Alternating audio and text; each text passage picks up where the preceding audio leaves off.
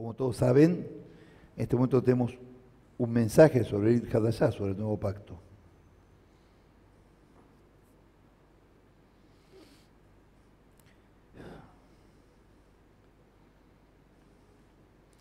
Vamos a conocer un poco más de la vida de nuestro Señor. ¿Quién es el centro de nuestras vidas? Yeshua.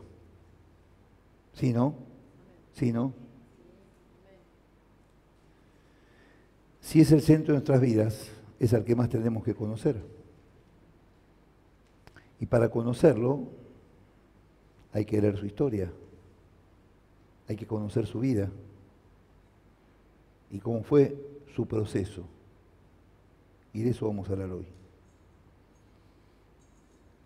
Lucas 3:21.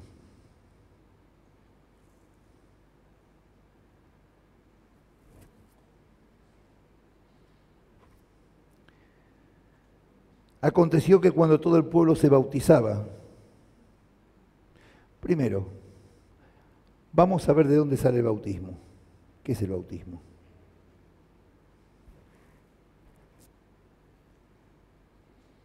¿El bautismo es algo cristiano? La mayoría cree que sí. No conocen la historia judía. Habían 4 sectas del judaísmo en los tiempos del templo, del segundo templo, Beit HaSheni, segundo Beit HaMikdash. Saduceos. ¿Quiénes eran los saduceos? Los sacerdotes. Los sacerdotes eran solamente saduceos. Había 2 escuelas, la escuela de Hillel y de Shammai. De la escuela de Shammai salen los saduceos. De la escuela de Hillel salieron los fariseos. De ahí salió Gamaliel, que fue el que le enseñó a Pablo. Los saduceos eran los poderosos, lo que hoy conocemos como la oligarquía. De ahí salían los sacerdotes, los Kohanim. Y ellos tenían negocios con Roma, sobre todo Caifás. Luego estaba la segunda secta, secta no como hoy en día se conocen, secta de sector, de grupos. Luego están los fariseos. Los saduceos no creían en la resurrección de los muertos ni creían en los profetas, solamente en la Torá, en el Pentateuco.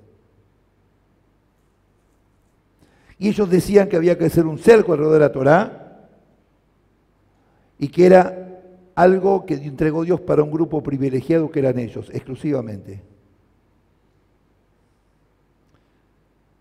Estaban los fariseos, que creían en los profetas y en la resurrección de los muertos y que decían que la Torá era para todos. Ellos salieron de la escuela de Hillel.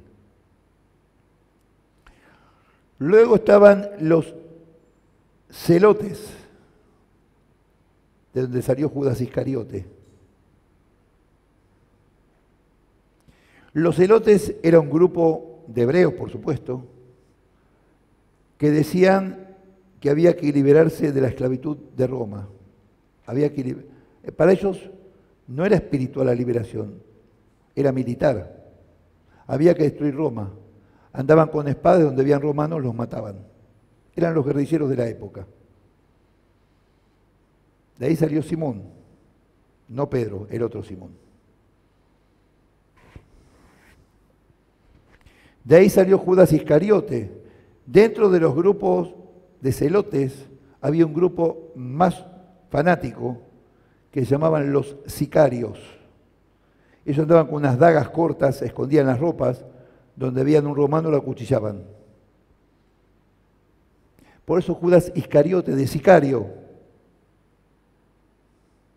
Judas no tenía problema con Dios, él amaba al Señor de verdad. La historia de Judas no la vamos a contar toda ahora.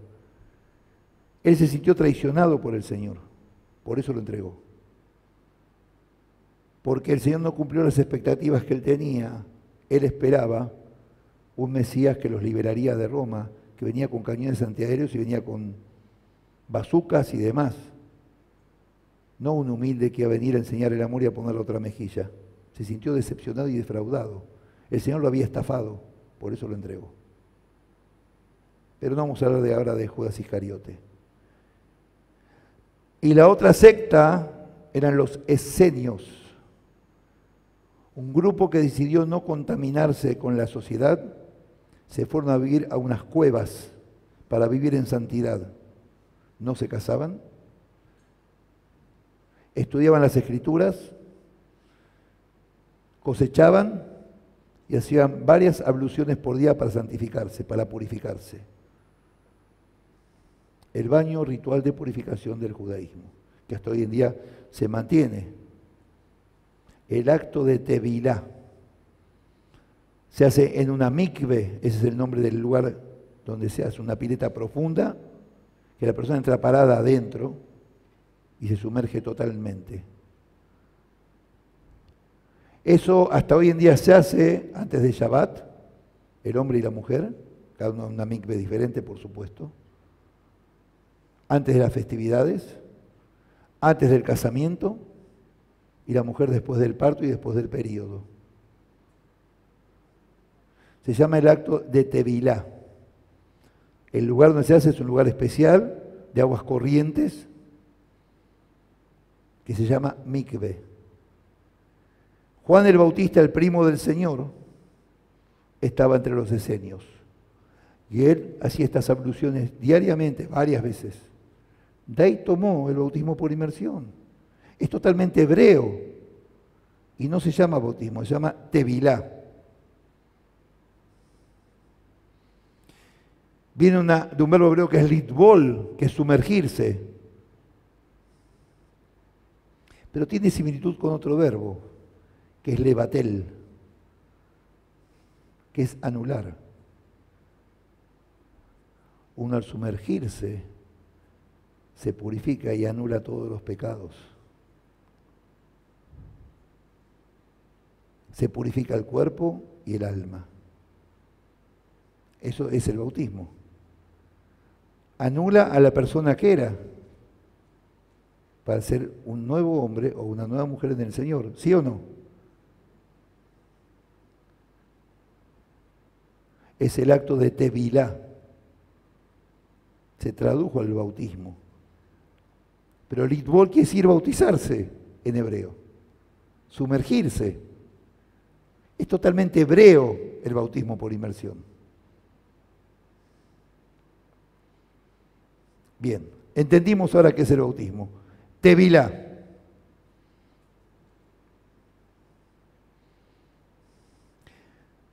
Vamos a ver qué conocemos del Señor y vamos a ver por qué Él se tiene que bautizar, si era perfecto. ¿Él se iba a entregar a sí mismo? ¿Cómo es eso? Cuando nos bautizamos, nos entregamos al Señor, ¿no? Era el Padre, no se iba a entregar porque ya estaba entregado.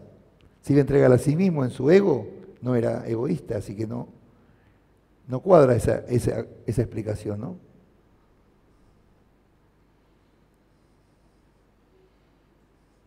¿Por qué conociendo las Escrituras? Por supuesto, era Dios hecho carne, ¿no? Desde joven comienza a los 30 su ministerio, si él conocía las Escrituras desde siempre. ¿Por qué empieza a los 30 años su ministerio? 30 años ya era viejo en esa época, ¿eh? No es como hoy en día 30 años. ¿Y por qué parte a los 33?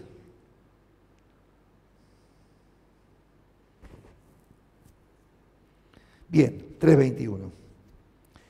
Aconteció que cuando todo el pueblo se bautizaba, también Yeshua fue bautizado. Y mientras oraba, el cielo se abrió. Bueno. Acá se muestra el lado humano del Señor como hombre. Él vino como hombre a sufrir como hombre, para que la gente se pueda identificar con Él en su sufrimiento de la vida cotidiana.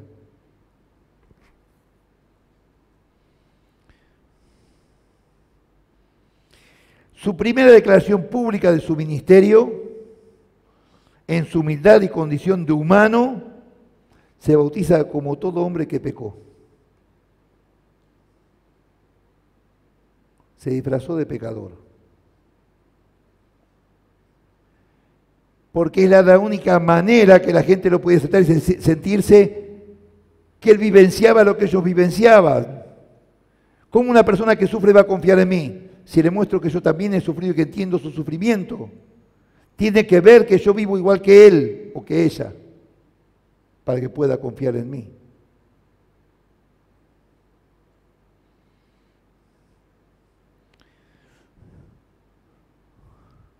Siendo quien era, no fue directamente a Jerusalén, a ver a los líderes del judaísmo, como diciendo, acá estoy yo,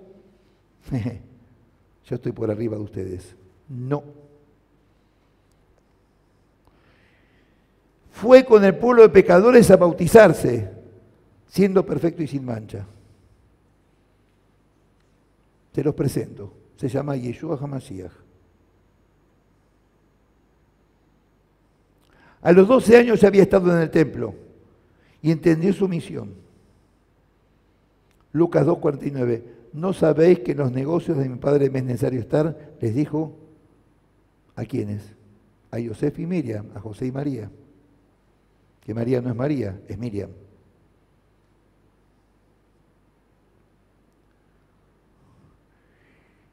$18 años después comenzó a realizar y cumplir su misión. A los 30 años.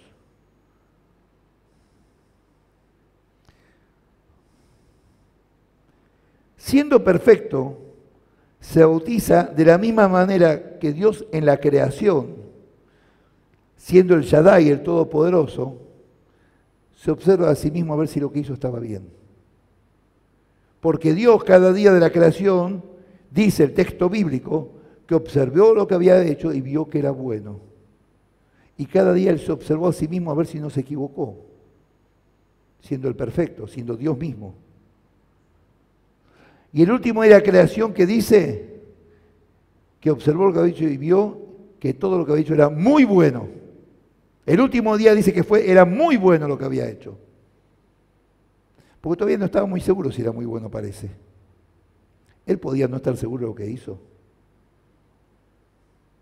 Lo que está haciendo es mostrarnos que nosotros cada día tenemos que revisar lo que hacemos, a ver si hicimos bien. Y para eso es el Shabbat. El Shabbat es para dejar el trabajo, el estudio y pensar en ponernos a cuenta con Dios, saber qué hicimos mal para mejorarlo la semana siguiente y ser mejores hijos de Él. Ese es el mensaje escondido. Esto hizo el Señor, lo mismo que el Padre, al bautizarse.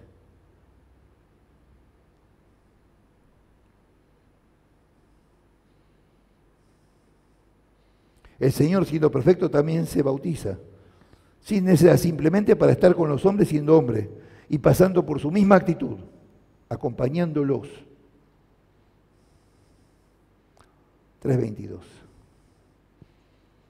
Y descendió el Espíritu Santo, el Ruaj HaKodesh, sobre él en forma corporal, como paloma. Y vino una voz del cielo que decía, tú eres mi Hijo amado, en ti tengo complacencia.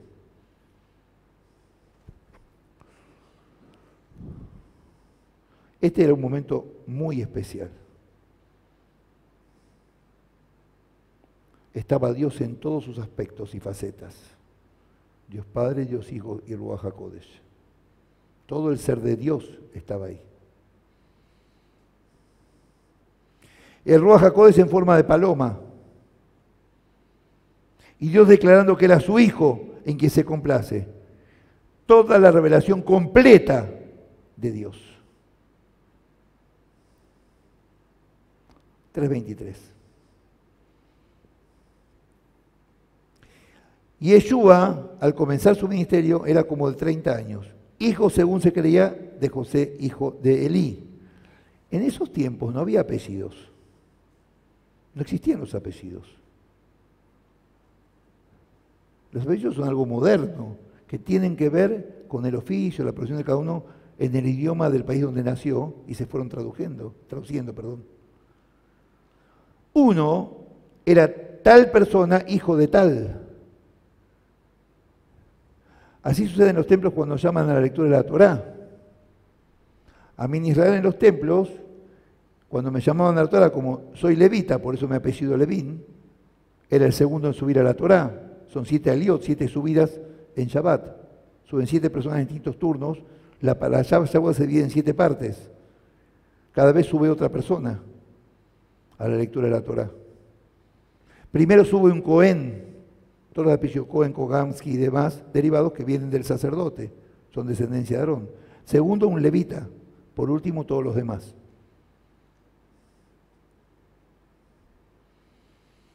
Y a mí me llamaban, me decían Yosef ben Abraham, José, hijo de Abraham, mi papá se llamaba Abraham y mi mamá Sara. Es en serio esto, no es broma, ¿eh?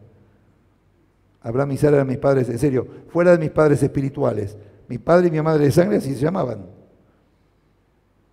Me decían Yosef ben Abraham Aleví. José, el hijo de Abraham, el levita. Y subía a la Torá. La persona era, tal persona, hijo de tal. Por eso se habla del Mashiach ben Yosef y Mashiach ben David. El Mesías hijo de David y el Mesías hijo de José. Pues no había apellidos.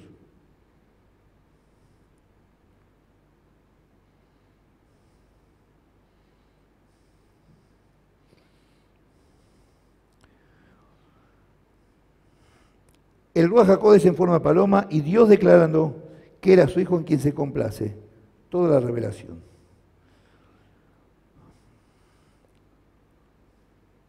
Entonces, 3.23 dice, y Yeshua al comenzar su ministerio era como 30 años, hijo, según se creía, de José, hijo de Elí. Su padre era Yosef ben Elí. Él era Yeshua ben Yosef. Bueno, supuestamente, José no era su padre. Sabemos que era Dios su padre. Pero bueno. ¿Por qué comenzó su ministerio a 30 años? ¿Estuvo durmiendo la siesta 30 años? No, la verdad que no. El Señor en todo momento de su vida cumplió con las costumbres hebreas, como hebreo que era. Las que no contradijeran la palabra de Dios, por supuesto, ni la voluntad de Dios, ya que habían leyes impuestas por los hombres, y ya sabemos de qué hablo, no voy a empezar a explicar con todo lo que es la halajá. Y algunas leyes de los hombres contradecían las leyes de Dios. Por eso hablamos de ley y hablamos de Torá. Hablamos del legalismo y hablamos de la palabra de Dios. Como por ejemplo, cuando lo enjuiciaban por sanar personas en Shabbat, que estaba prohibido, pero sin embargo para Dios primero está la vida. Entonces hay una contradicción. ¿Y con qué parte me quedo? ¿Con la que declaran los hombres o con la que declara Dios? Supongo con la que declara Dios, ¿no es cierto? Eso es Torah. Eso es Divrei Torah, palabras de Torah. Lo otro es legalismo, es ley.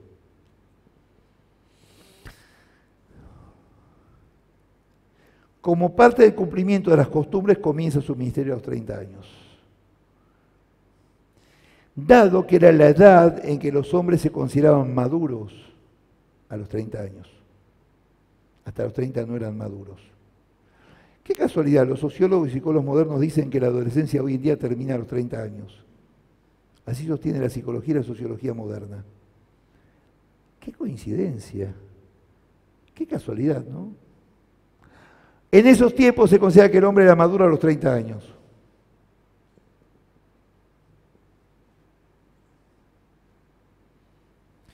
Porque a los 30 años los padres le legaban sus negocios a sus hijos. Hasta los 30 años no los consideraban aptos para cuidar los negocios de sus padres.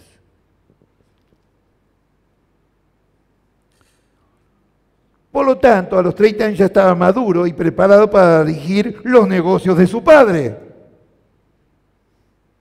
¿Y cuáles eran los negocios de su padre? Cuidar la salvación de la humanidad. ¿O no? Y bendito Dios por eso.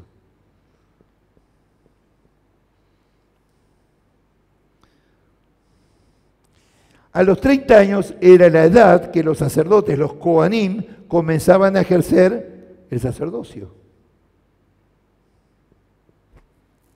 Desde los 30 hasta los 50. 20 años podían ejercer el sacerdocio, hasta ahí. Lo pueden ver en Números 4.3. Y qué casualidad que los 50, cuando se tenían que retirar, coincide con los años del jubileo.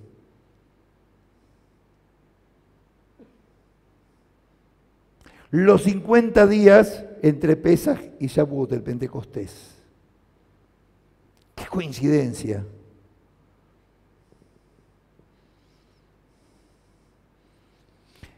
El 50 es la letra Nun del alfabeto hebreo.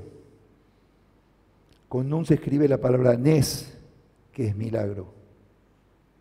¿Cuántas coincidencias, no? Qué cosa rara.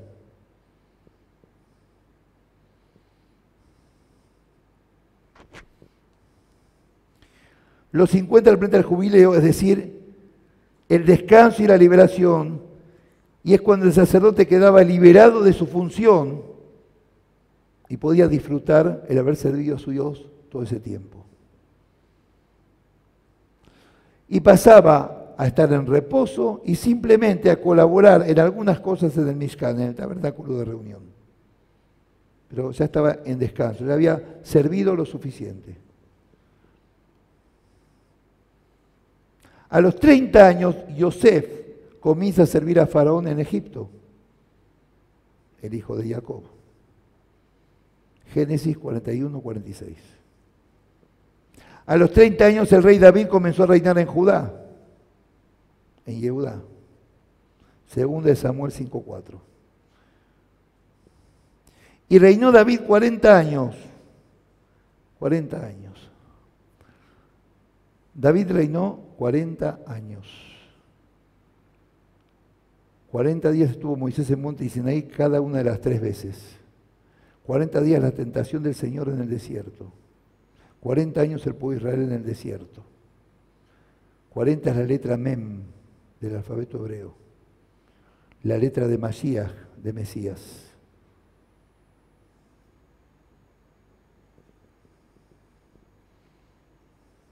Era la edad para comenzar una misión importante en el judaísmo. ¿Y qué más importante que ejercer el reinado espiritual sobre el pueblo?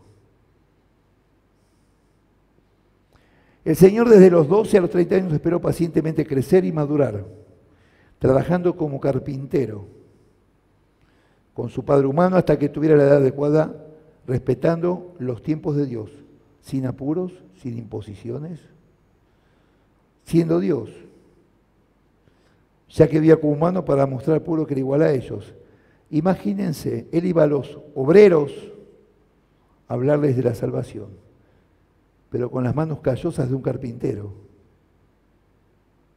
no con los dedos de un pianista, con las manos del trabajo y del sufrimiento, del calor y del frío y del trabajo cotidiano.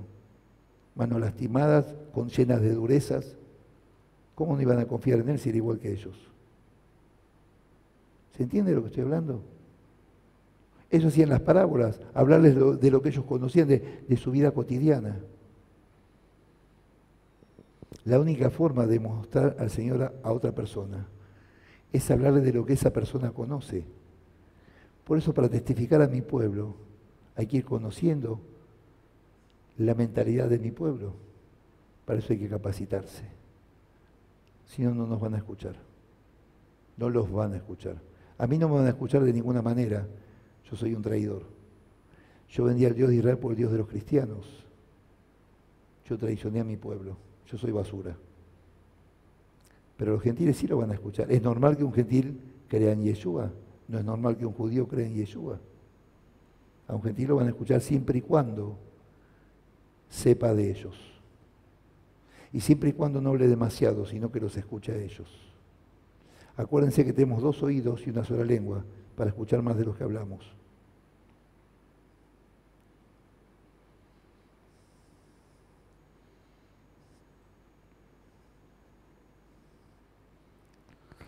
Esperar la edad madura sin apuros, ni tratar de saltar etapas ni tiempos.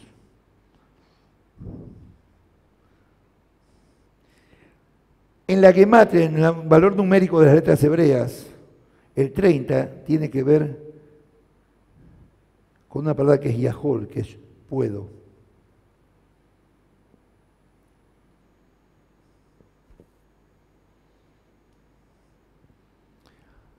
La lamed vale 30 del alfabeto hebreo. Con lo que empieza la palabra lilmud, el estudio. Y de ahí sale Talmud, el estudio de la Torá.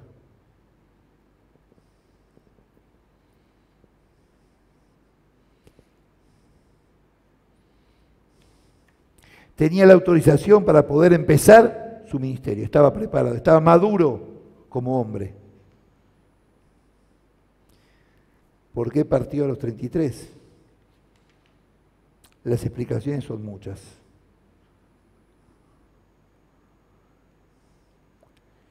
Una de las posibles, miren cómo hay que conocer de las costumbres hebreas de esos tiempos.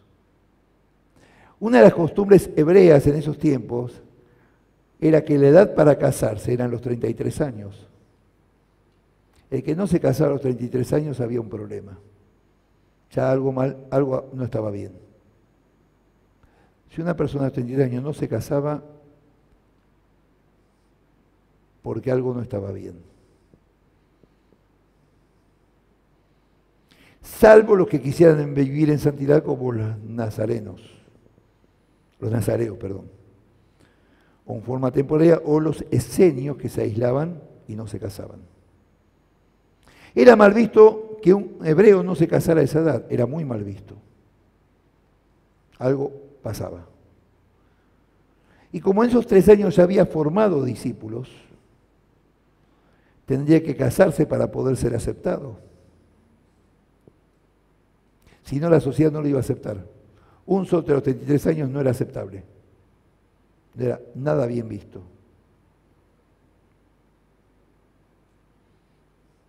Y como había que entregar una dote para casarse, su dote fue la entrega en el madero. Esa fue su dote.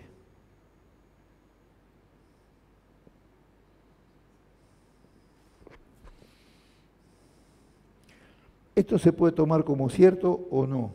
Son exégesis, son interpretaciones. Muy serias, por supuesto, desde ya. Creo totalmente en esto.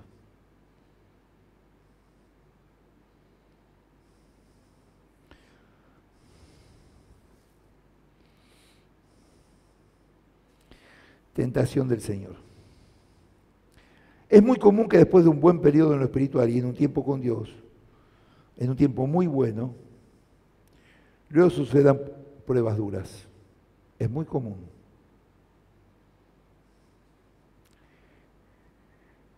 El día que yo me bauticé, mi esposa acá presente, estábamos de novios nada más, todavía no estábamos casados. Yo vivía solo, estaba durmiendo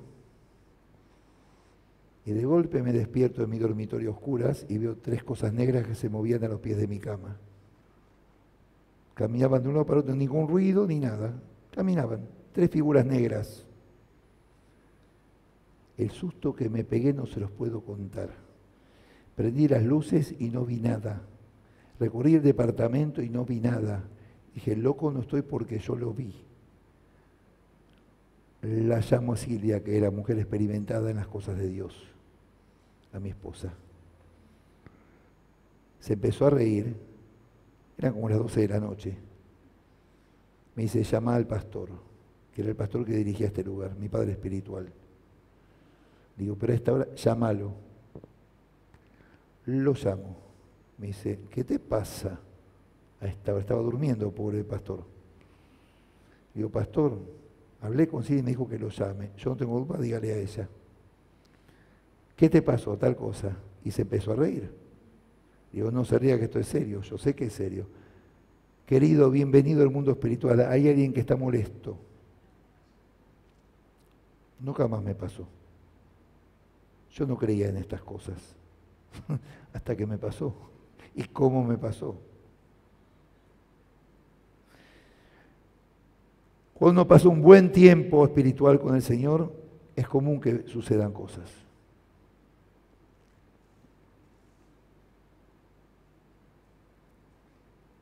El Señor venía de bautizarse y en una demostración pública la declaración del Padre hacia su Hijo con la presencia total de la divinidad. Ese es mi Hijo en quien tengo complacencia. Y vino la prueba de la tentación, ¿qué otra cosa iba a pasar? Una consecuencia lógica. El otro se desespera. Sancho, los perros ladran. Significa que estamos avanzando. Tentación en hebreo es girui, provocación, incitación. Salió del bautismo de Tevilá y luego la tentación, en el desierto de Yehudá. Pasada la prueba y siendo aprobado y triunfador comienza su misterio, pero solamente luego de pasar el dolor y la prueba.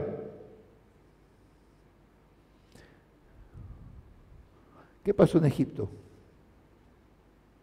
Las vacas flacas y las vacas gordas, el sueño de Faraón.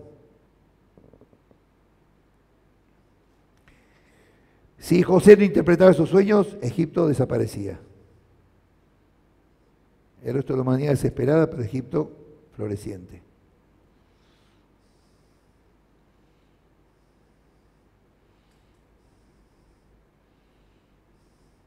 Yo explicaba la vez pasada en clase de hebreo la palabra sablanut, paciencia, y la palabra soblanut, tolerancia.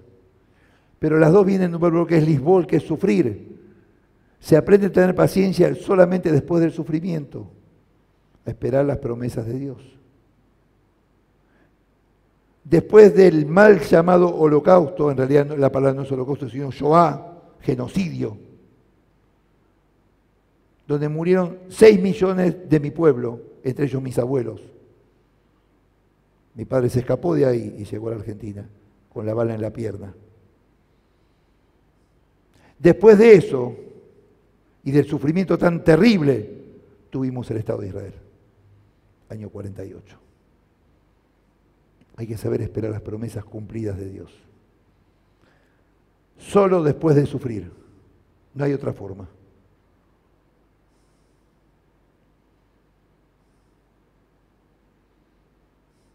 Después de nuestra primera muerte, tenemos las bendiciones de Dios, que es cuando nos bautizamos. Muere el hombre viejo.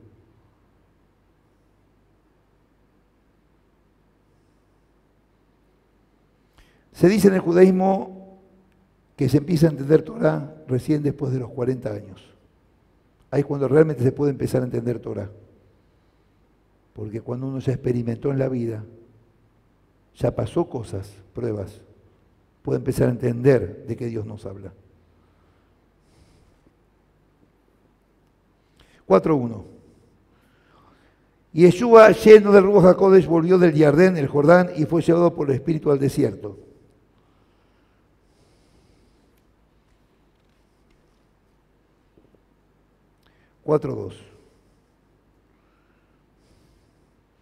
Por 40 días y era tentado por el diablo, no comió nada en aquellos días pasados los cuales tuvo hambre.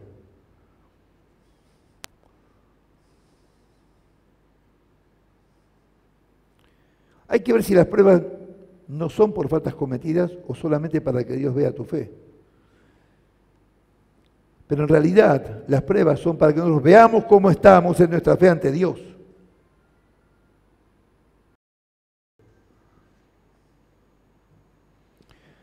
Fue para mostrar que Yeshua también era humano y para reafirmar quién era a los hombres y reafirmar su ministerio de mostrar que soportó la prueba perfectamente. Como hombre resistió al enemigo. Solamente con la fuerza del Señor podemos salir siempre adelante de toda prueba. Por eso Dios le dice a Josué, sé fuerte y valiente, no temas ni desmayes, porque tu Dios estará contigo donde quiera que vayas. Por siempre. Esta prueba era para que el Señor nos pueda entender perfectamente a los seres humanos. Y solamente sufriendo como hombre podía hacerlo. Tiene que ser parte de la experiencia humana, si no, no era posible. El Señor tenía que romper la herencia de Adán y dar vuelta a la situación. Lo vimos hoy al mediodía, este estudio. Tenía que romper la herencia de Adán. revertir lo que Adán hizo, retornar a Dios. Adán nació perfecto y cayó.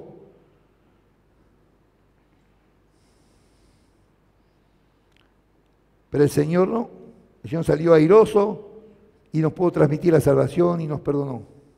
4:3.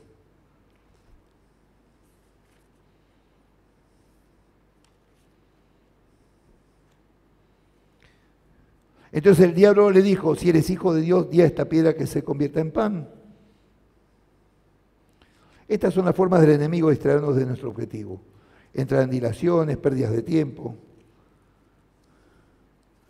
Eso es el enemigo, las pérdidas de tiempo, María Esther. Las pérdidas de tiempo. Son las estrategias del enemigo para distraernos del objetivo.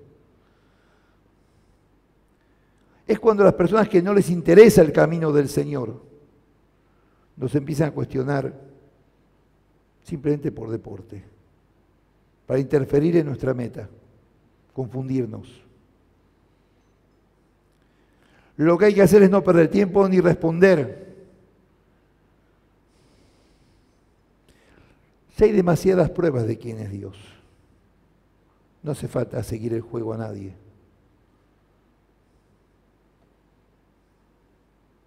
No hay que dedicar tiempo a las tentaciones y a los que nos quieren distraer. El Señor decía, ¿querés seguirme? Toma tu madero y seguime, si no, chau. No perdía tiempo con nadie, no hablaba con las paredes. No vamos a estar 10 años testificándole a alguien. Se lo presentamos, lo toma bien, no lo toma, otro lo hará. No hay tiempo, hay que salvar almas, gente. No hay tiempo, los tiempos se acercan. No podemos dejarnos que nada nos distraiga. No hay tiempo, no lo hay.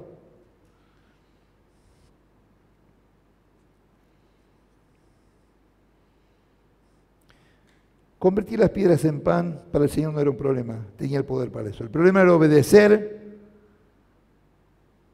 al enemigo y entrar en su juego. Eso es lo que no hizo el Señor. Hay que estar firmes en la fe, estar bien parados en quién creemos y en qué creemos. Y el enemigo queda desarmado. 4:4. Y yo le respondí y le dijo, escrito está, no solo de pan vivirá el hombre, sino de toda palabra de Dios.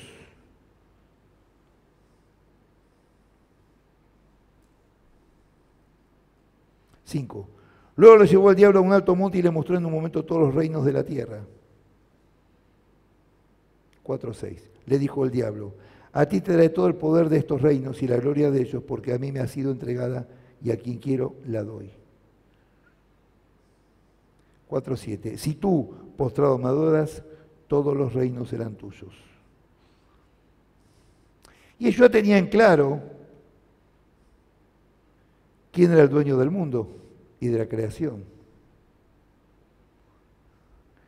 Ya que él mismo estuvo ahí en la creación, ¿no? Todo fue hecho por él y para él. Y muestra claramente la trampa del enemigo. Sabemos quién es el dueño del mundo y de todo lo que hay. Está el dueño de la luz y el dueño de las tinieblas. De esa forma está repartida la cosa. Nosotros elegimos a quién queremos pertenecer y obedecer. ¿Al rey de las tinieblas o al rey de la luz? ¿Hijos de la luz o hijos de las tinieblas?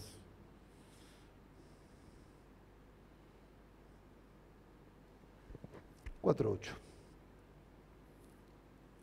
Respondiendo yo le dijo, vete de mí, Satanás, porque escrito está, al Señor tu Dios adorarás y solo a Él servirás. 4:9. Entonces lo llevó a Jerusalén y lo puso sobre el pináculo del templo y le dijo, si eres hijo de Dios, tírate de aquí abajo. 4:10 y 11. Si eres hijo de Dios, tírate de aquí abajo, pues escrito está, a sus ángeles mandará acerca de ti que te guarden. 11. En las manos te sostendrán para que no tropieces con tu pie en piedra.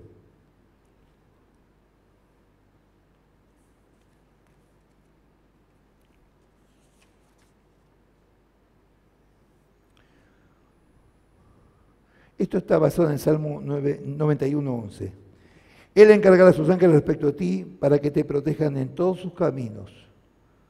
Desde el Hebreo, el 12 dice, en sus manos te cargaban para que no golpeen tus pies en piedra alguna, significando que las buenas acciones elevan como con la mano a niveles espirituales superiores. El Salmo 91 nos muestra la promesa cumplida, pero no para que juguemos con Dios, sino para que creamos en este Dios. 4:12. Respondiendo Yeshua le dijo, dicho está, no tentarás al Señor tu Dios.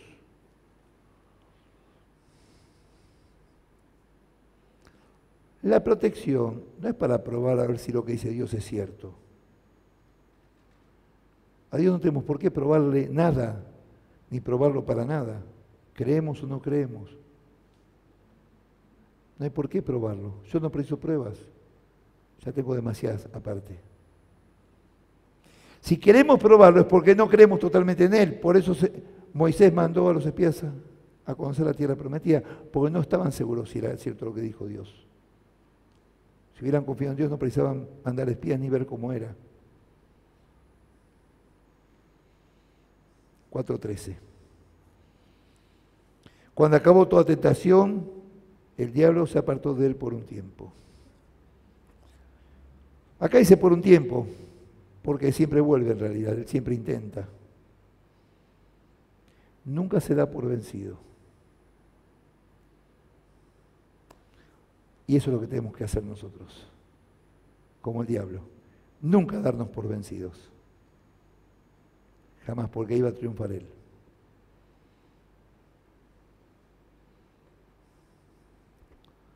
Por eso a Moisés en Monte Sinai, con esto terminamos, Dios le dijo, nunca le dijo soy el que soy. En hebreo es imposible hablar en presente en este verbo. No existe. Le dijo, traducido, seré el que seré, le habló en futuro. Es el verbo ligiot que en presente no existe, porque es el tetragrama, el nombre sagrado de Dios. Hay pasado y futuro, nada más. Es el verbo to be en inglés, ser o estar. Le dijo, seré el que seré, porque que estuvo ya se sabía, creó todo. Que estaba en ese momento también Moisés sabía, porque estaba con él. Le está diciendo, seré el que seré, porque le está diciendo que será por siempre y siempre va a estar con él y nunca lo va a dejar. Le está diciendo que es eterno, que se quede tranquilo porque nunca lo va a abandonar. Si nunca nos va a abandonar, ¿qué miedo tenemos? ¿Por qué nos vamos a preocupar? Él está con nosotros por siempre. Tenemos que ser felices. Alegraos y regocijaos, dicen las Escrituras. No dice sufran y lloren y tengan miedo, jamás. Él venció el más grande de los miedos, la muerte, y nos dio vida eterna. Nos perdonó de todas nuestras faltas. Somos masoquistas. Que el Señor les bendiga.